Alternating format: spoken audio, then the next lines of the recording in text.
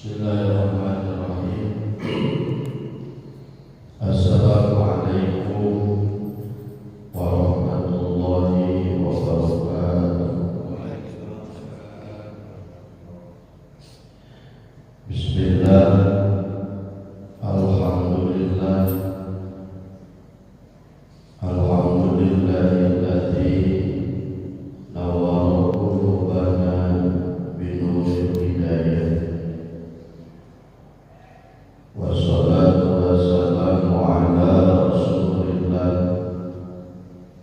Sayyidina Muhammad ibn Abdillah wa ala alihi wa ashabihi wa mawala. Asyhadu an la ilaha illallah wahdahu la syarika lah wa asyhadu anna Muhammadan abduhu wa rasuluh alladzi la nabiyya ba'da amma ba'du. Qala al-mu'allif rahimahullahu ta'ala wa nafa'ana bi 'ulumihi wa bi barakatihi amin ya Allah ya rabbal alamin. Allahumma inna nas'aluka fahman nabiyyin wa hifdzal mursalin wa ilhamal malaikatil muqarrabin. Allahumma akrimni bi nuril fahmi wa akhrijni min dhulumatil wahmi. Allahumma akrimni bil ilmi wa zayyinni bil ilmi wa akrimni bit taqwa wa jamilna bil afiyah. Ya Fatah ya Alim, ya Fatah ya Alim, ya Fatah ya Alim, iftah alaina fathan qariban waftah alaina fathan mubina bi rahmatika ya arhamar rahimin. Walhamdulillahi rabbil alamin. Pertama-tama puji dan syukur kita panjatkan kehadiran Allah Subhanahu wa ta'ala, yang mana alhamdulillah pada kesempatan pagi ini walaupun diguyur dengan hujan, kita masih bisa melaksanakan pengajian rutin. Mudah-mudahan pulangnya kita dari kumpulan ini senantiasa mendapatkan keberkahan dari Allah Subhanahu wa ta'ala. Shalawat beserta salam kita juga limpahkan kepada baginda termulia Nabi besar Muhammad sallallahu alaihi wasallam. Tidak lupa kepada segenap keluarganya, sahabatnya, tabi'in, atba'ut tabi'innya. Mudah-mudahan sampailah kepada kita selaku umatnya, yang mudah-mudahan kita semua nanti pada hari kiamat mendapatkan syafaatnya. Amin ya Allah ya rabbal alamin. Hadirin jemaah pengajian rahimakumullah, masih menjelaskan tentang ilmu sihir, bahwa kemarin dijelaskan oleh para ulama dalam kitab Syarah Alajul Amrod bahwa sihir itu ada 10 macam. Ada 10 macam ilmu sihir. Pertama, kemarin sudah dijelaskan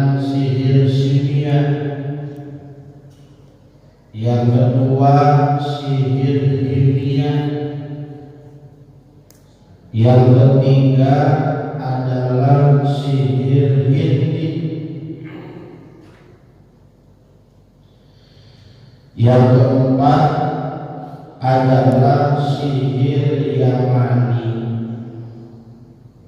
Kemarin sudah dijelaskan satu persatu sampai nomor 4. Sekarang kita lanjutkan sihir yang kelima, adalah sihir tilasmat. Apa yang dinamakan sihir tilasmat? Yang dinamakan sihir tilasmat adalah coretan-coretan yang tidak diketahui artinya.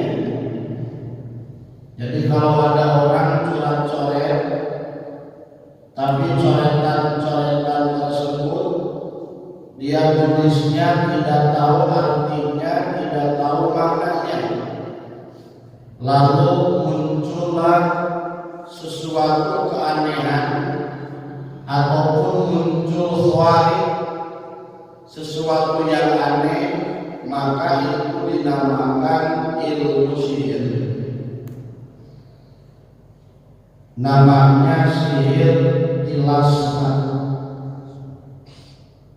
Menurut Imam Al-Ghazali, kalau ada orang nulis dengan tulisan coret-coret dan mengerti maknanya, lalu muncul keanehan-keanehan, maka kalau dia tahu makna dan artinya, itu tidak termasuk sihir. Tapi kalau tidak tahu makna dan artinya, itu termasuk sihir tilasmat. Makanya tidak bisa kita cuma nulis doang, coret-coret doang, tanpa tahu maknanya, tanpa tahu artinya, itu nggak boleh. Jatuhnya bisa jatuh kepada sihir kalau tidak tahu makna dan arti coret-coret tersebut. Selanjutnya ada yang keenam, namanya sihir roki. Kalau sihir roki itu adalah jam-jamukan ataupun jampe-jampe. Jadi jampenya itu bukan dari doa, bukan dari Al-Quran, tapi yang dibacanya itu jampenya adalah jampe dari jam-jamukan.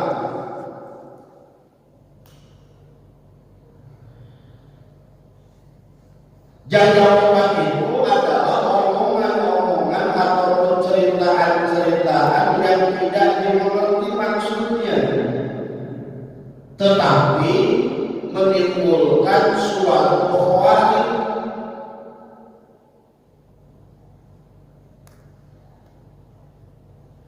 Contoh, si mau si aing menang bahasa-bahasa itu, ataupun bahasa-bahasa perdukunan dari ngomong apa kita nggak tahu. Jam-jamukan, dia baca jam-jamukan, ternyata dengan baca jam-jamukan itu muncullah sesuatu yang aneh. Dibacakan jam-jamukan, lalu muncul sesuatu yang aneh. Misal orang yang sakit jadi sembuh dengan dibacakan jam-jamukan, bukan dibaca Al-Quran, bukan dibaca sholawat, bukan dibaca doa, tapi jam-jamukan bahasa-bahasa yang tidak dimengerti. Bahasa nanti aneh, rambut siang, bahasa-bahasa yang seperti itulah jam-jamukan. Tapi ternyata muncul sesuatu yang aneh. Betul yang sakit itu jadi sembuh, itu termasuknya sihir rohani.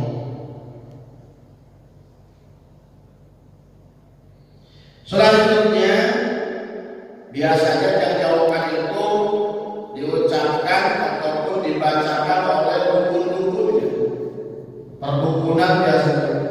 Makanya awas kalau kita datang kepada seseorang untuk minta syariat, misal ternyata yang dibaca jauh-jauhan, wah itu berarti bukan doa, bukan sesuatu yang diperbolehkan, itu termasuknya sesuatu yang haram karena termasuk ilmu sihir.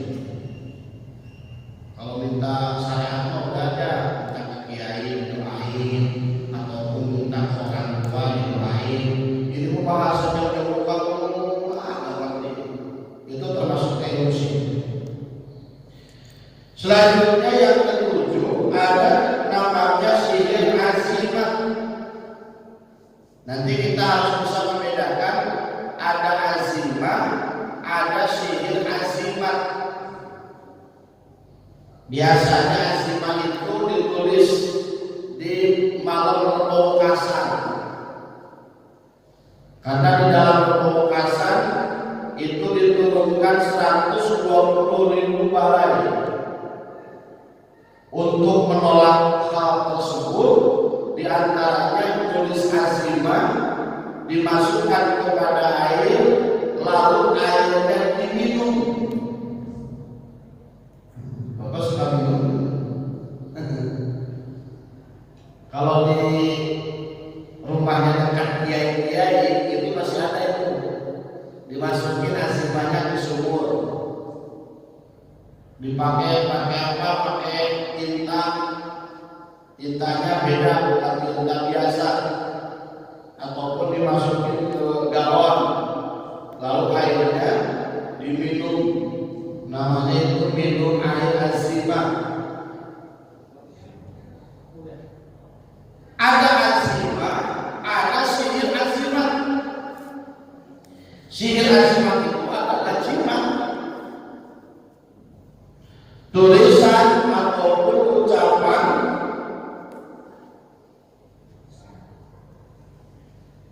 yang mana ucapan tersebut memakai jenis nama-nama malaikat.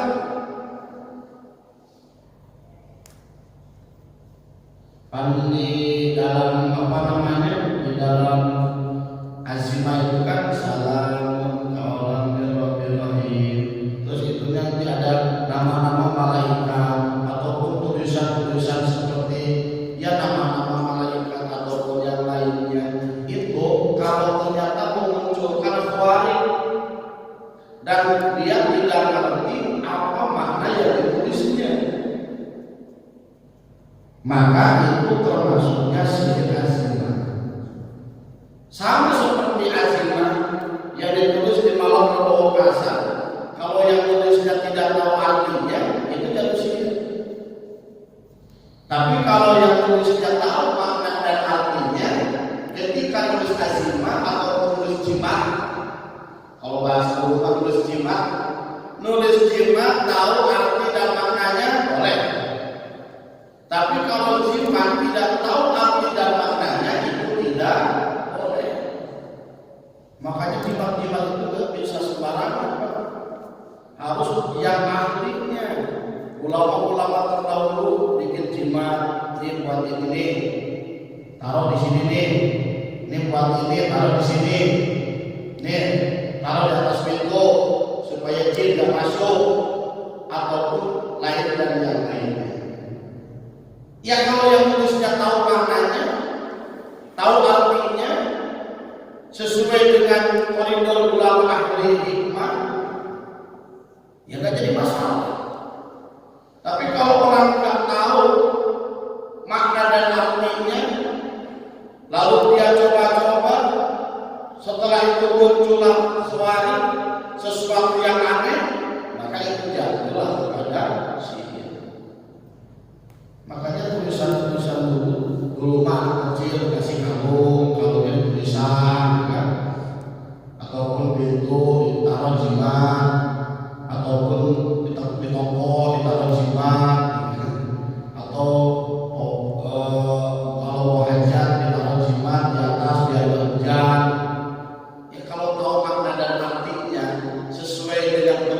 tidak para ulama itu jadi masalah. Nah itu mas syariat kan. Nah, kalau nggak tahu maknanya jangan, itu bisa jatuh terhadap jadi ilmu.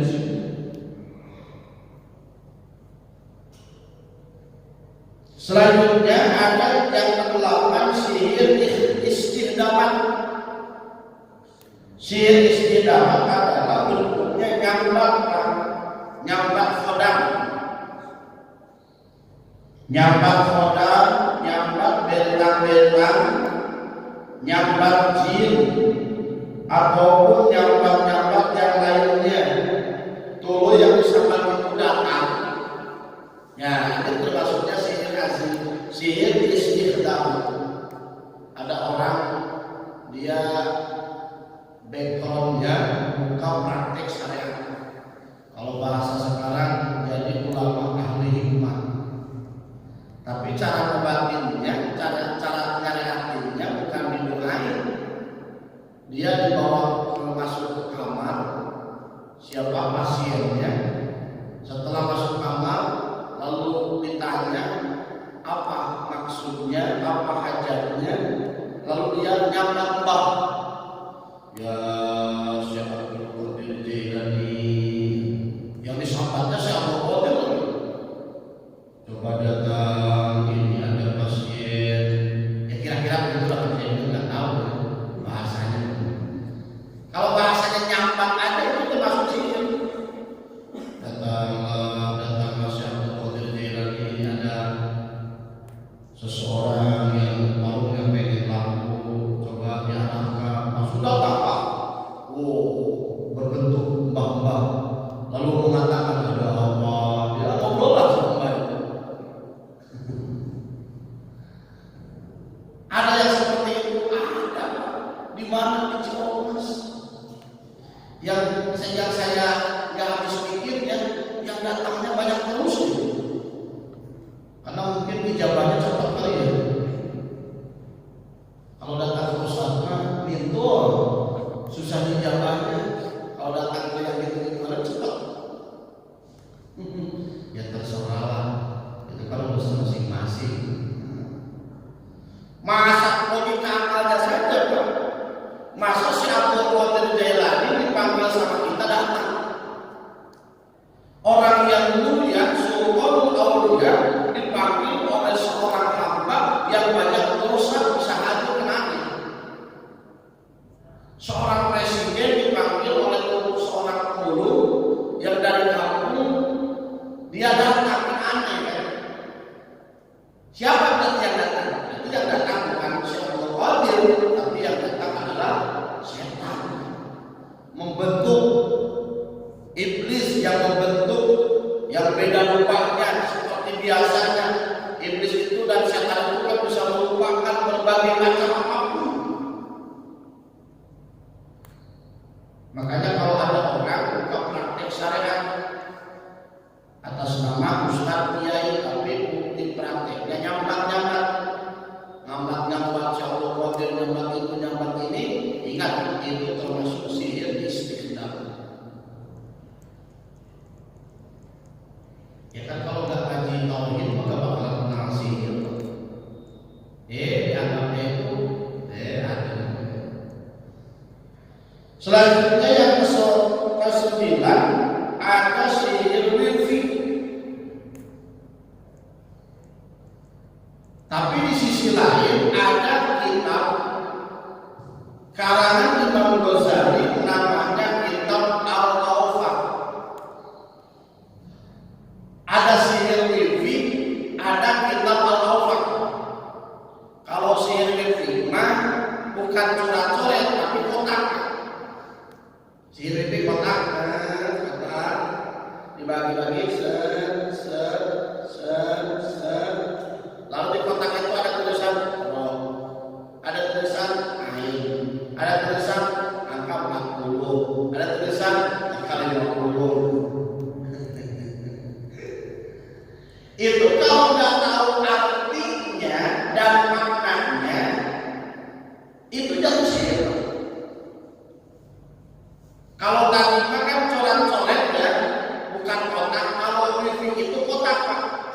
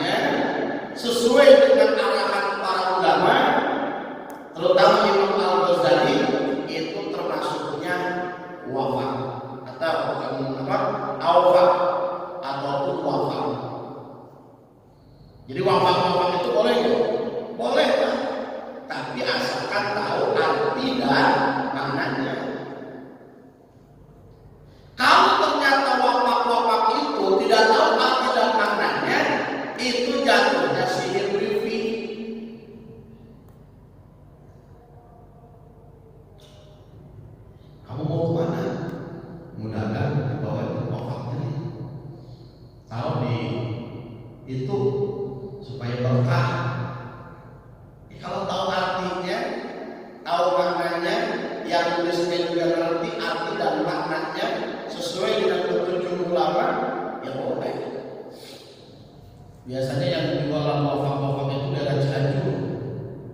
Wafak bismillah, wafak pintu, wafak ini, wafak ini, wafak ini. Jadi kalau ada yang bertanya itu bagaimana hukumnya wafak?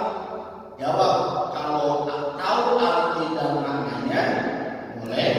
Kalau tidak tahu arti dan maknanya, yang bikinnya ya itu termasuk sihir. Sihirnya sihir bifi. Makanya dalam kitab hikmah karangan Imam Ghazali ada kitab setebal ini namanya kitab Al-Awfaq.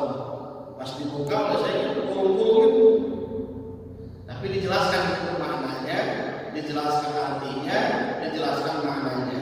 Makanya kalau dikaji dulu paham maknanya, ya jadi masalah. Jangan sembarang pakai wae.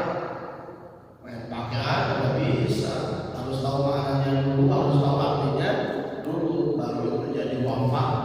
Kalau nggak tahu itu termasuknya sihir bifi. Selanjutnya, dulu saya juga ketika ikut sama guru saya dari Tasik, lalu istirahat tadi tahun, di situ ada santai haji ujang pas belokan. Turunan belokan ada santai haji ujang gede. Dulu saya makan di situ, makan. Lalu haji ujang minta doa, kiai tolong doain dong. Akhirnya guru saya sini bawa kertas, tulis sama kamu kotak. Saya tulis kotaknya, tulis di situ Allahu kotak pertama, kedua latifun bihibani kotak ketiga. Lalu keempat itu bawahnya ada angka 4, angka 6, angka 7. Kita tulis saja, dijelas ini maknanya ini maknanya ini artinya ini artinya ini untuk keberkahan misalkan lalu. Itu bukan jadi wafat, bukan sihir bifi, tapi jadi wafat hukumnya boleh. Tapi kalau kita main coret-coret aja bikin sembarangan, coret-coret nggak tahu maknanya, ternyata timbullah sesuatu yang aneh. Wah itu namanya sihir bifi. Selanjutnya ada yang ke-10 namanya sihir nusyur, ataupun bahasa dalam Al-Qur'annya nasyur. Sihir nusyur ini adalah mengobati sihir dengan sihir lagi. An-nusyuratu minasyaiton. Ada orang kena ilmu sihir,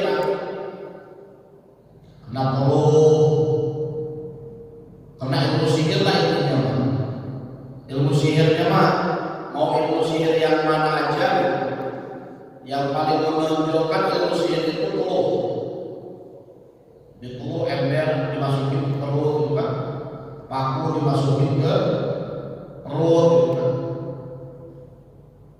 Di teluhnya ada yang pakai boneka, ada yang pakai rambut. Ketika ada orang kena teluh, lalu diobatinya bukan ke kiai, ke dukun. Sama dukun diobatin lagi dengan ilmu sihir. Itu namanya nusyur. Jadi nusyur itu adalah orang kena sihir diobatin dengan ilmu sihir lagi. Itu namanya nusyur. Ya kalau harusnya kan orang kena ilmu sihir itu harus diobatinya bukan dengan sihir lagi, dengan Al-Quran, dengan apa. Jadi sihir nusyur itu adalah sihir mengobati sihir dengan sihir lagi. Itu namanya nusyur. Hadirin dimasuk kalian yang saya hormati, sebetulnya dalam konsep ini kalau bisa diringkaskan, masalah sihir ini ditinjau dari 3 segi. Pertama, dari orang yang melakukannya. dilihat yang kedua dari apa yang dibacanya, yang ketiga dilihat dari apa tujuannya. Jadi yang termasuk ilmu sihir itu dilihat dari tiga sisi. Pertama orangnya, kedua yang dibacanya, yang ketiga tujuannya. Orangnya soleh, ahli ibadah, bacaannya Al-Quran, tapi tujuannya zalim, itu dari sihir. Orangnya tujuannya bacaannya Al-Quran, tujuannya pun baik, tapi orangnya nggak soleh, itu pun dari sihir. Ada orangnya soleh, tujuannya baik, yang dibacanya jauh-jauhkan, itu pun sama, termasuk sihir. Ada orang pakai jubah, di udung pakai sorban, kelihatan lahirnya seperti kiai lah, tujuannya pun bagus, tapi yang dibacanya jauh-jauhkan, itu termasuk sihir. Jadi harus diperhatikan tiga. Yang harus diperhatikan tiga. Pertama orangnya, lihat orangnya itu soleh apa enggak. Kedua apa yang dibacanya. Kalau yang dibacanya doa, zikir, istighfar, Al-Quran, itu boleh. Tapi kalau yang dibacanya jauh-jauhkan, itu tidak boleh. Yang ketiga dilihat dari tujuannya. Tujuannya bagus apa enggak?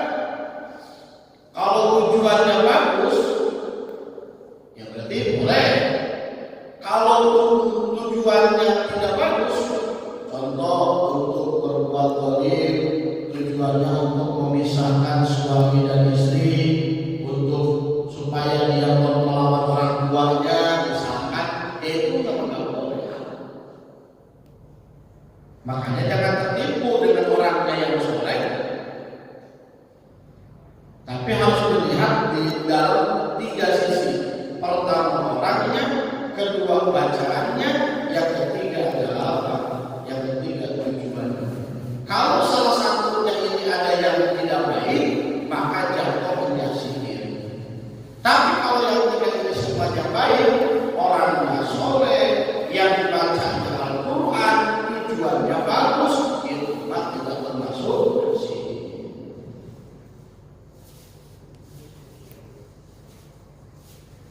Selanjutnya, wa ma hum bidarrina bihi min ahadin illa bi'idznillah.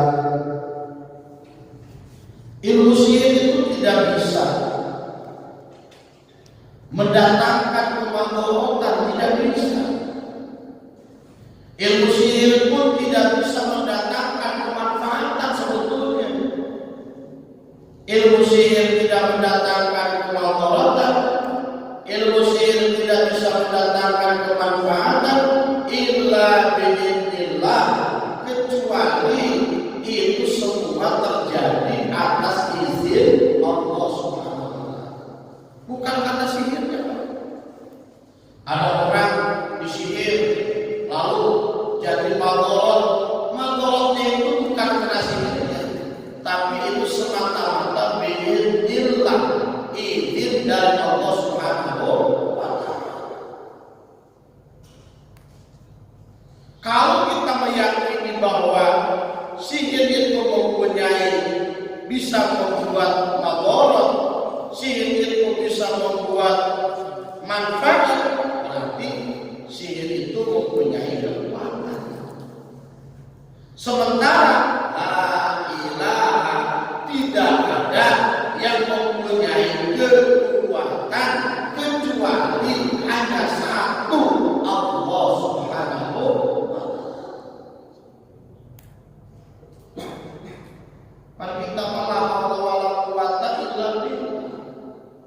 Kita kita manusia yang tidak punya daya, tidak punya upaya, tidak punya kemampuan apapun, kecuali itu adalah pemberian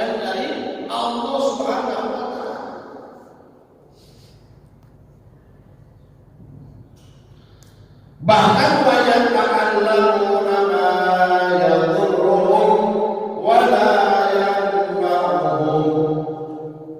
Sebetulnya orang-orang Yahudi itu dia tahu bahwa ilmu sihir itu tidak bisa bikin madharat, tidak bisa bikin manfaat. Sebetulnya tahu. Tapi kenapa orang-orang Yahudi itu terus melakukan ilmu sihir ini? Padahal dia tahu ilmu sihir itu tidak bisa bikin madharat, tidak bisa bikin manfaat, tapi kenapa orang-orang Yahudi masih melakukan ilmu sihir? Oh, ternyata dia itu punya tujuan yang lain. Tujuannya adalah untuk merusak umat Islam. Karena kalau udah punya tujuan yang lain, biasanya repot. Sudah tahu pun pura-pura nggak tahu. Kalau punya tujuan, itu karakter Yahudi. Dia sudah tahu bahwa ilmu sihir itu tidak bisa bikin madharat, tidak bisa bikin manfaat, tapi kenapa dia terus melakukannya? Oh, ternyata bukan masalah tidak tahu ilmu sihir boleh dan tidaknya, tapi punya tujuan yang lain untuk menghancurkan umat Islam, akidahnya terutama. Maka teruslah ilmu sihir itu dikembangkan, tapi keayeuna mah ilmu sihir teh aya da magic. Kalau dulu sulap itu kan kecepatan tangan. Kalau sekarang itu sulap-sulap itu nggak ada. Sekarang bahasanya juga bukan sulap, magic. Magic itu kebanyakannya, itu kan pendangkalan akidah, memperlihatkan ada paku. Kalau dia berjalan di atas paku, tapi tidak berdarah, itu kan memperlihatkan seolah-olah paku itu mempunyai kekuatan, bukan Allah yang mempunyai kekuatan.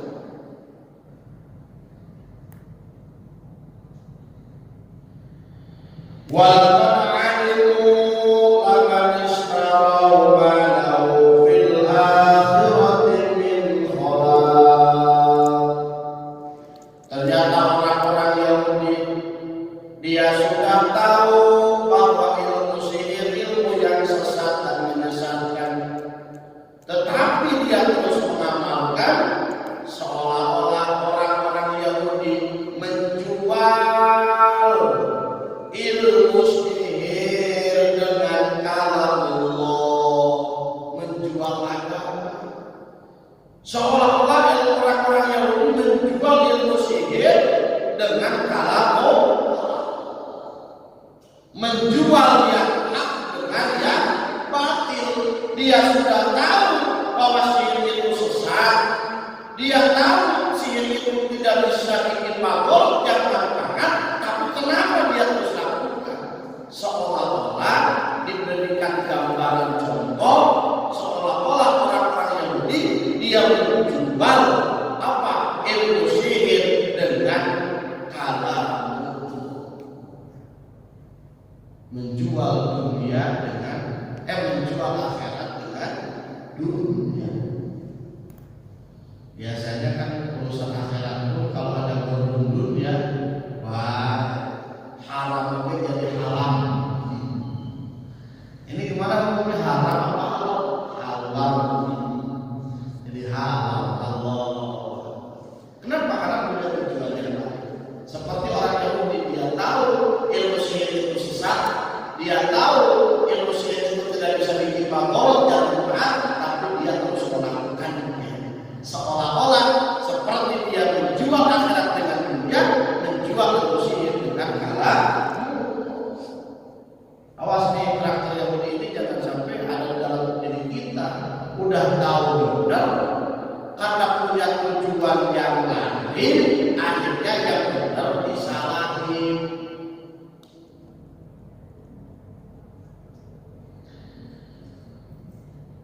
Walabisa bihi anfusahum syarran law kanu ya'lamun.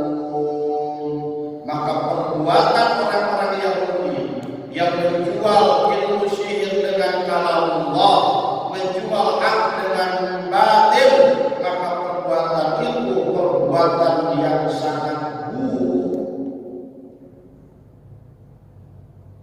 Laukanu yang lamun, andai mereka menyadari, andai mereka tahu bahwa perbuatan itu adalah perbuatan yang sangat buruk. Ataukah buruk bagaimana Pak? Urusan akhirat dijual dunia. Ilmu sihir ditukar dengan kalamullah. Jadi seolah-olah sihir itu kalamullah.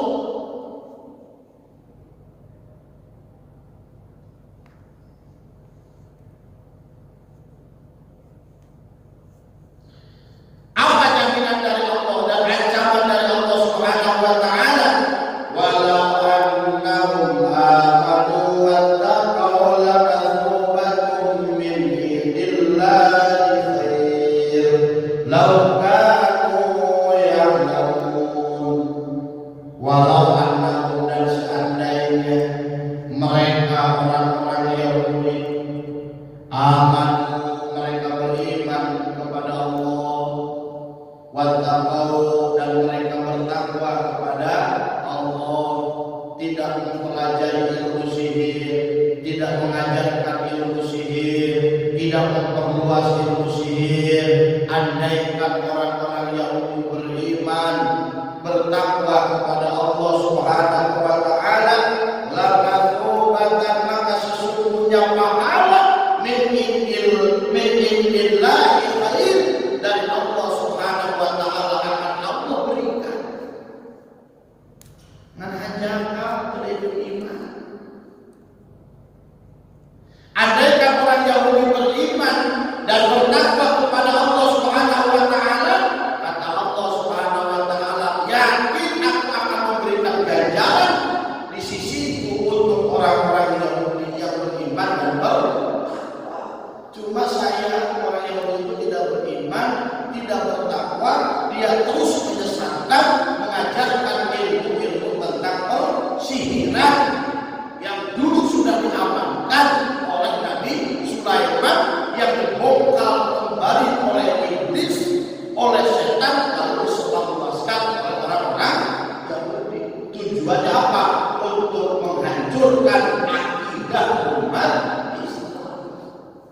Bukan tidak tahu, bukan tidak tahu salah, bukan tidak tahu tidak benar, tapi kan tujuannya baik. Laukanu ya'lamun, seandainya mereka mengetahui bahwa keimanan dan ketakwaan akan membuahkan sebuah pahala yang diberikan oleh Allah Subhanahu wa taala. Kita simpulkan pengajian ini. Pertama, mengkaji ilmu sihir. Pertama, kita yakini sihir itu adalah ilmu yang sesat. Yang kedua, memahami ilmu tentang persihiran, mempelajari ilmu tentang persihiran, bukan mengetahui ya, tapi apa namanya? Iya, dia mengetahui untuk diamalkan, mengamalkan, mengetahui ilmu tentang sihir itu hukumnya, percaya tentang sihir itu hukumnya wajib. Kalau kita tidak percaya sihir, berarti tidak percaya Al-Quran, karena sihir sudah ada dalam Al-Quran. Kedua, mempraktikkan ilmu sihir itu dosa gede. Mempraktikkan ilmu sihir itu dosa besar. Ketiga, meyakini sihir punya kekuatan itu kufur. Itu. Selanjutnya, seseorang akan berubah kalau tujuannya bukan Allah. Seseorang itu akan berubah, yang halal jadi haram, yang haram jadi halal, kalau tujuannya bukan Allah, kalau tujuannya ada kepentingan dunia. Ada kepentingan dunia. Itu biasanya berubah. Makanya oleh karena itu, jaga keimanan kita, jaga ketakwaan kita, mudah-mudahan kita dijauhkan oleh Allah dari ilmu-ilmu sihir yang sesat dan menyesatkan. Ya ayyuhalladzina amanu la taqulu ra'ina wa qulu wasma'u walil kafirin adzabun alim. Udah beda ayat, beda surah nuzul, begitu saja yang perlu saya sampaikan. Mohon maaf atas segala kekurangannya. Ada benar tuntunan dari Allah, ada salahnya kesalahan pribadi saya, mohon maaf dan maklum. Wallahu muwaffiq ila aqwamit thoriq. Assalamualaikum